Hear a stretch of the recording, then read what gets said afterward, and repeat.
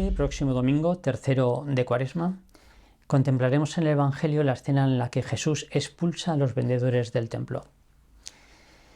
Moisés, la ley, había establecido cómo debían de ser los sacrificios que los judíos debían ofrecer a Yahvé en el templo. Los sacrificios de animales, cómo tenía que ser la res, el buey, el cordero, la paloma, cómo tenía que vestir el sacerdote, qué había que hacer con la sangre. Eran sacrificios representativos, representaban a quien ofrecía aquello, representaban el arrepentimiento, el pecado, que uno renunciaba a él y lo sacrificaba allí. Sin embargo, eran sacrificios muy externos y que, por tanto, facilitaban el formalismo, el realizar un gesto externo y, sin embargo, el corazón continuara pegado al pecado. En esto incurrió efectivamente Israel. Y el Señor, que ve el corazón de las personas, cuando llega al templo y ve aquel gran mercado de cientos de puestos de animales y de cambios de moneda, había que pagar con la moneda oficial del templo, y por tanto había que cambiar los estercios o los denarios, y ve a aquellos animales que la gente compraba, vendía, sacrificaba, pero continuaba como antes. El Señor, para denunciar aquella hipocresía, aquel formalismo, toma unas cuerdas, hace un azote y expulsa a aquella gente. Bueno, han pasado 2000 años y este formalismo y esta hipocresía es una constante histórica, no es evitable, se reproduce constantemente de formas distintas. San Juan Pablo II escribió: una fe que no se hace cultura es una fe no plenamente acogida, no totalmente pensada, no fielmente vivida. La fe, el cristianismo, genera necesariamente costumbres, normas, estructuras coyunturales, históricas, que no están unidas necesariamente al núcleo de la fe. Y hay que estar, en la Iglesia, de estar constantemente vigilante para purificarlas cuando pierden su vitalidad, cuando se formalizan, cuando ya no son medios sino que se convierten en fines. El Papa Francisco, en este momento de cambio, de tan potente cambio cultural en el que nos encontramos y de secularización general, ha indicado en la exhortación apostólica Evangelii Gaudium, en los números 34 a 49 muy particularmente, que invito a releer, ha sugerido algunos criterios para esta purificación, para que la Iglesia adopte una actitud misionera y sea de nuevo significativa en este momento. Y, por ejemplo, sugiere en esa exhortación centrar el anuncio en lo esencial, que es el amor salvífico de Dios manifestado en Jesucristo por su muerte y su resurrección. O también predicar con proporcionalidad, o sea, darle el protagonismo que le corresponde a la gracia sobre la ley o a la virtud de la caridad sobre las otras virtudes. O también profundizar en la comprensión de la palabra de Dios, de la revelación, con libertad, sin miedo. Seguir profundizando en ese tesoro. O renovar el lenguaje de la evangelización para hacerlo comprensible en nuestro momento. Se trata de divulgar.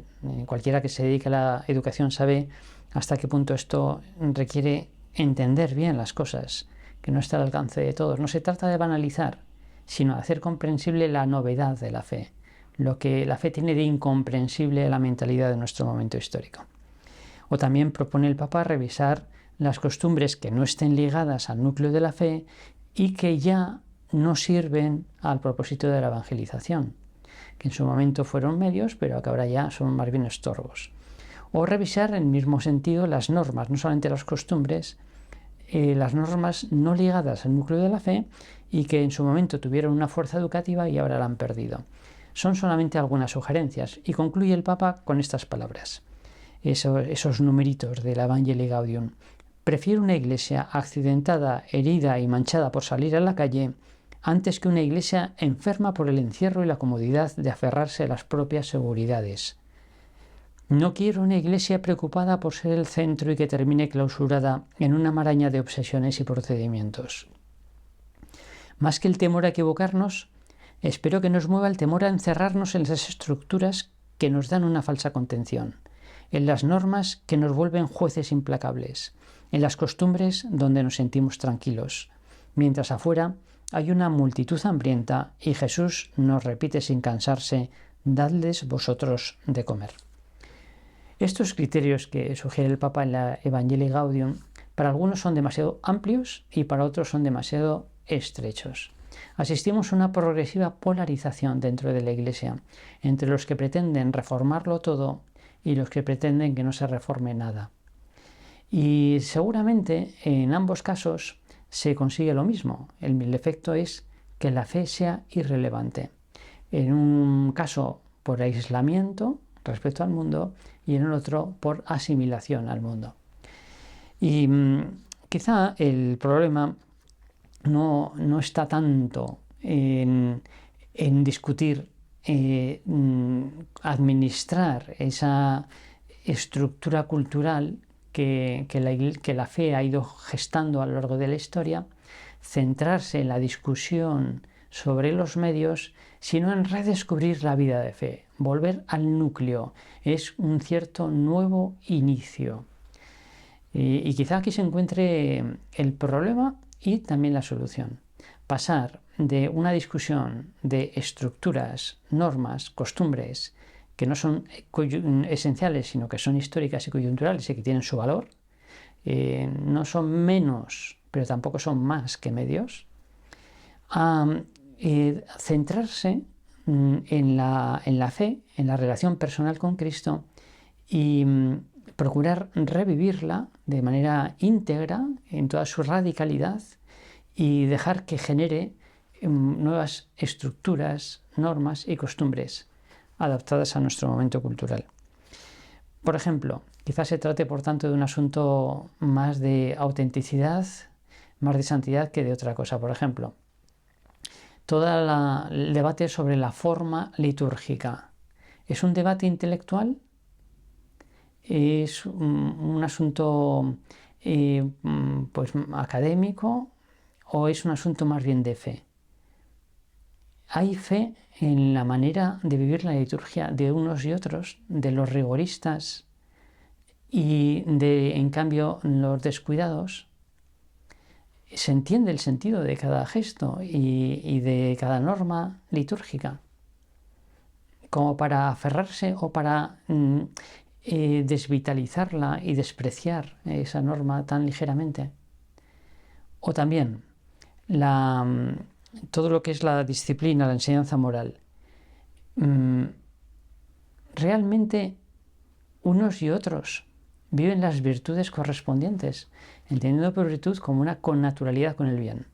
Unos porque simplemente no practican el bien y llevan una vida pues, no correcta, no moral, y otros porque quizás son muy rígidos y no tienen esa connaturalidad con el bien, no la tienen asimilada y disfrutan del bien, le sale espontáneo y es una manifestación de amor, sin más, no el cumplimiento de unos preceptos o de unas normas.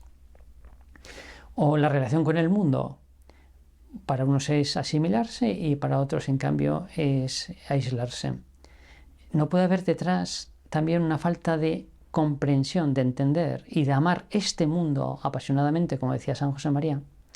Es decir, no puede haber detrás de todo esto una falta de autenticidad, de santidad, de formación. Por eso algunas propuestas para realizar esta tarea de purificación, que siempre Iglesia siempre reformanda, la Iglesia necesita una reforma constante. Algunos criterios para esa reforma segura, básicos, son los siguientes. En primer lugar, centrarse en Jesucristo. El cristianismo es un encuentro personal con Cristo. Ya lo dijo de manera magistral Benedicto XVI. No se comienza a ser cristiano por una decisión ética o una gran idea, o sea, por una moral o una doctrina, sino por el encuentro con un acontecimiento, con una persona que da un nuevo horizonte a la vida y con ello una orientación decisiva. Aquí está la diferencia entre cristianismo y cristiandad. Cristiandad ha sido una civilización que nació del cristianismo, y esa civilización coyuntural, histórica, ha muerto. Cristianismo, en cambio, es un encuentro personal con Cristo, una relación personal, y eso se mantendrá siempre vivo mientras Cristo viva. Y esto es lo primero, recuperar la noción de cristianismo como encuentro personal con Cristo.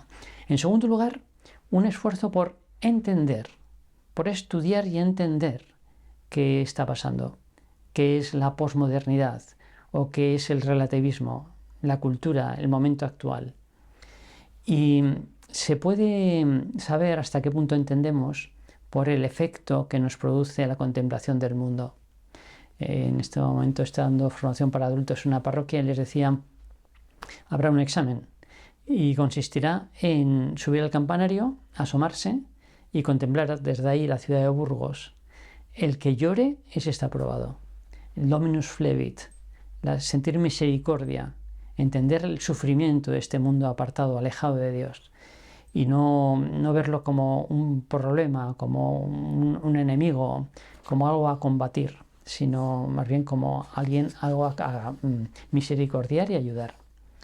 Y en tercer lugar, cuando se tiene experiencia de Cristo, cuando se entiende el mundo en que uno vive, surgen sinapsis. El Espíritu Santo suscita puentes entre ambos, puentes y medios, esa comprensión y también los medios, es decir, centros de espiritualidad y de acompañamiento y palabras forjadas en la experiencia, que se entienden porque son verdad. Y se puede transmitir la fe, que resulta muy significativa, nunca irrelevante. Es verdad que en este momento los cristianos somos minorías y cada vez lo seremos aún más. Ya Benedicto XVI hace mucho tiempo hablaba de las minorías, pero creativas. Somos pocos, pero no hemos de ser irrelevantes, no tiene nada que ver una cosa con otra. También el Papa Francisco habla de ser un hospital de campaña, de estar dispuestos para acoger con los brazos abiertos al mundo que nos rodea, que está herido. Hemos de procurar dejar de ser meramente reactivos a lo que no va bien y a los nuevos pasos hacia la secularización y empezar a ser más bien propositivos. De hecho, vivimos en una fase histórica en Occidente que es más bien post-secularizada.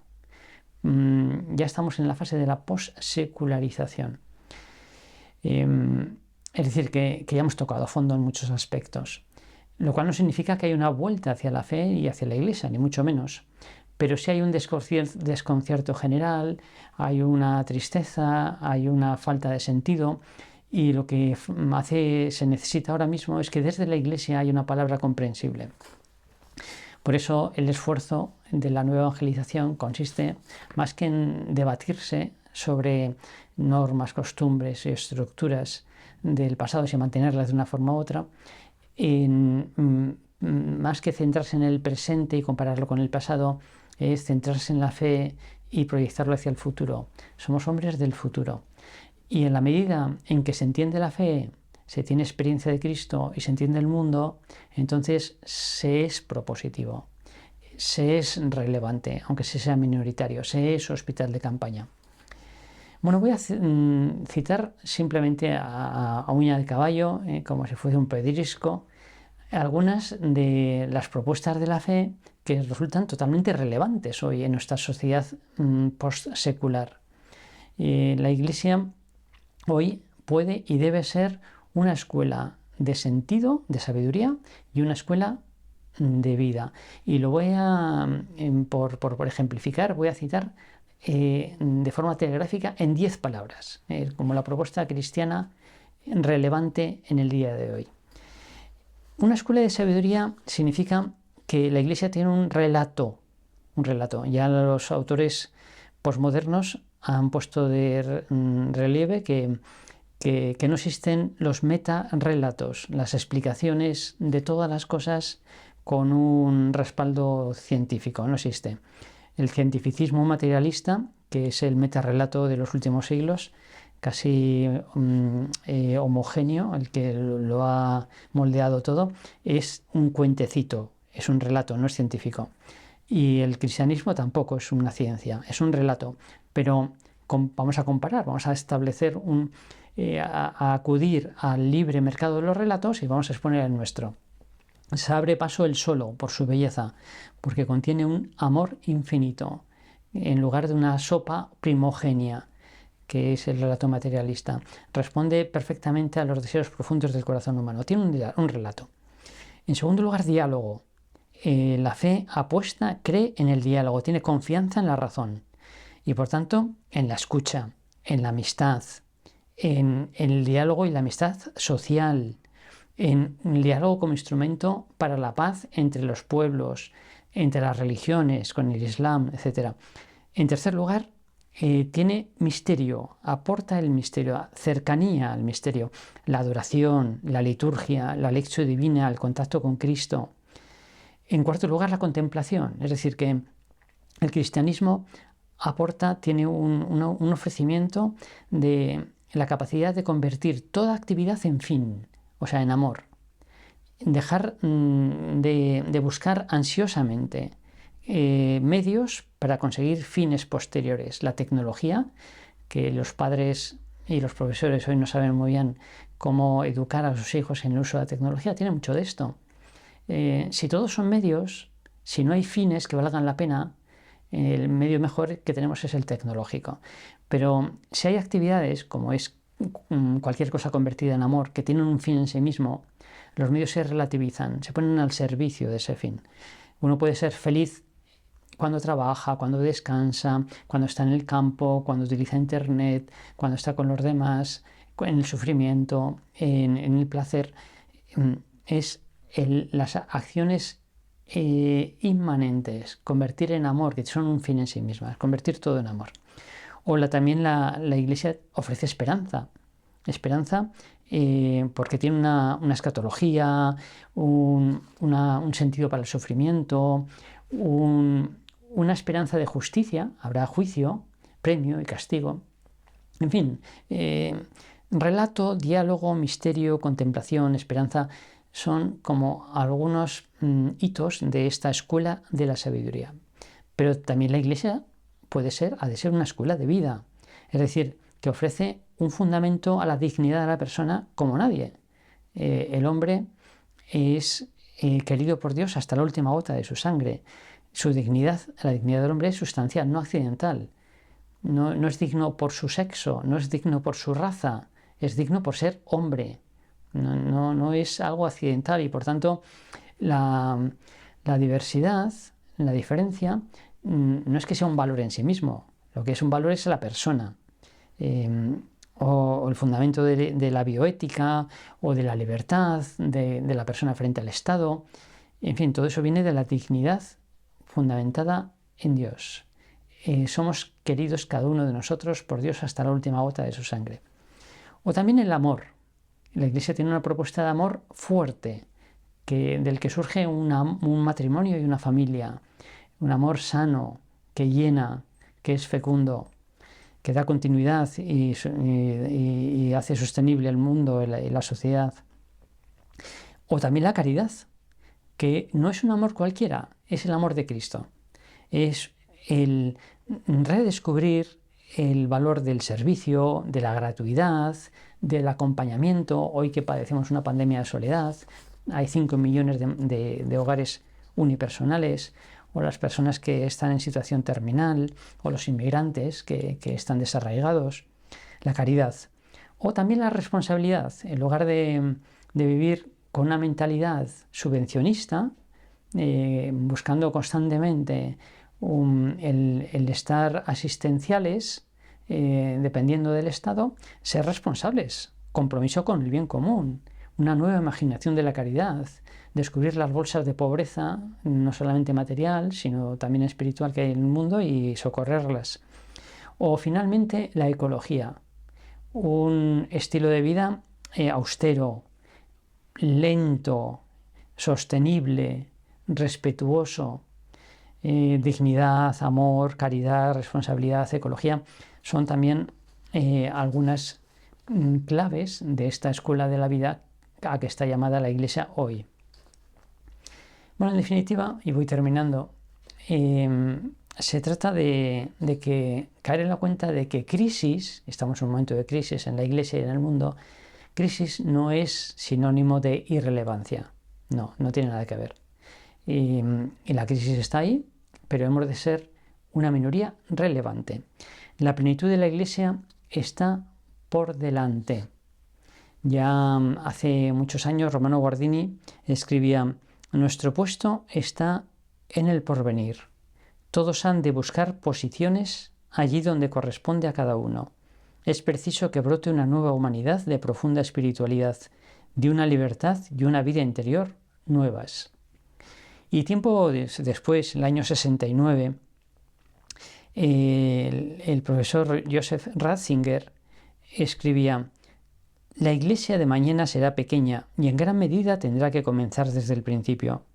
Ya no podrá llenar muchos edificios construidos en tiempos de esplendor. Junto con el número de fieles perderá muchos de sus privilegios en la sociedad. Se presentará sobre todo como una comunidad a la cual se ingresa solo por una decisión voluntaria. Como comunidad pequeña exigirá mucho más la iniciativa de sus miembros. Seguramente adoptará nuevas formas en su ministerio y ordenará sacerdotes a cristianos probados profesionalmente.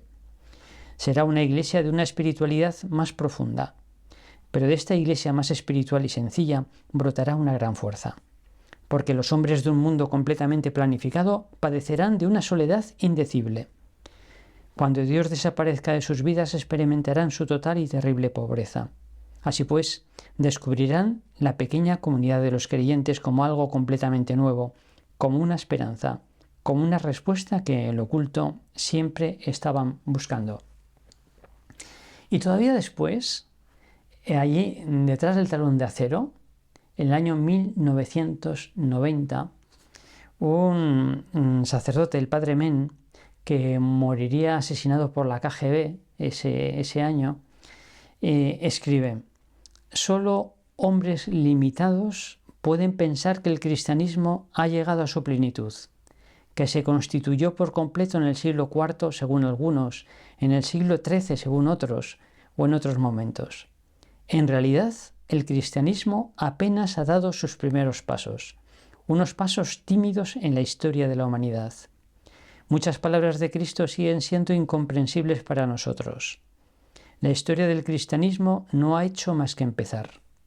Todo lo que hizo en el pasado, lo que ahora llamamos historia del cristianismo, no es más que el conjunto de intentos, unos desacertados, otros frustrados, de aplicarlo. La Iglesia con la evangelización no pretende sobrevivir. La Iglesia ofrece a Cristo porque es imprescindible para que el mundo tenga futuro.